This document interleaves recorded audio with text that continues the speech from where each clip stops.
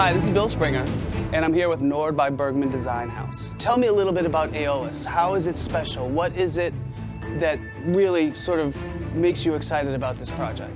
I think I've fallen in love with Aeolus when I read the story, That Wind of Change. That sentence made sense for us that it's the wind of change in design as well. So we're trying to break the perception of what is a traditional yachting or how a yacht would look like. How did you bring the energy of the exterior design into the interior? How did you link those in a way that's really organic?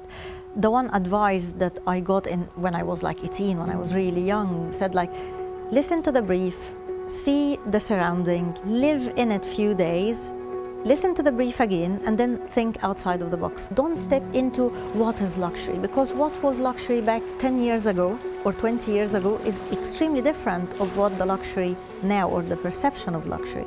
It's not about how expensive it is, because that was perception of luxury. It's actually how it makes you feel.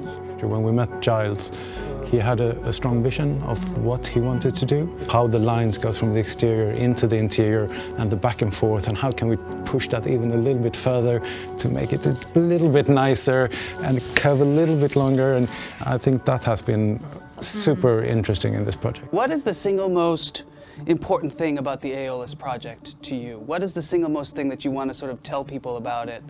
To sort of say, hey, this is something that's real and it's exciting and you should check it out. When you see Aeolus, I feel like it's elegant, it has its own experiences, it's capturing, you will look twice.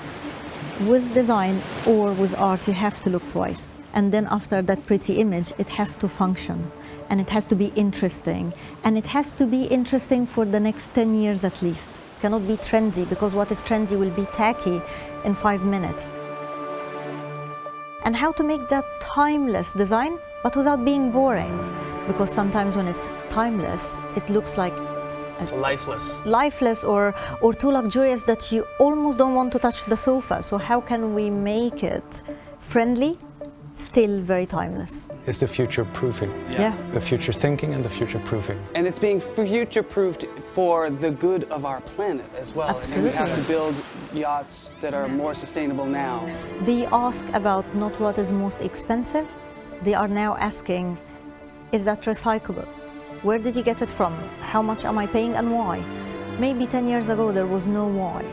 And I think this is part of what we do, that sustainable and on budget, respecting money and wealth is something big for us, and we do respect it.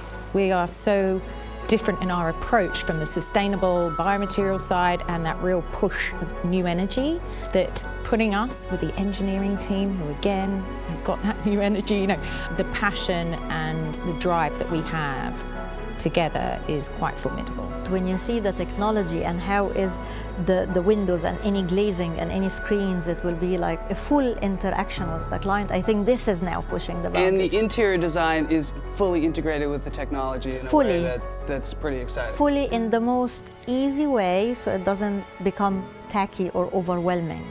Right. Yeah.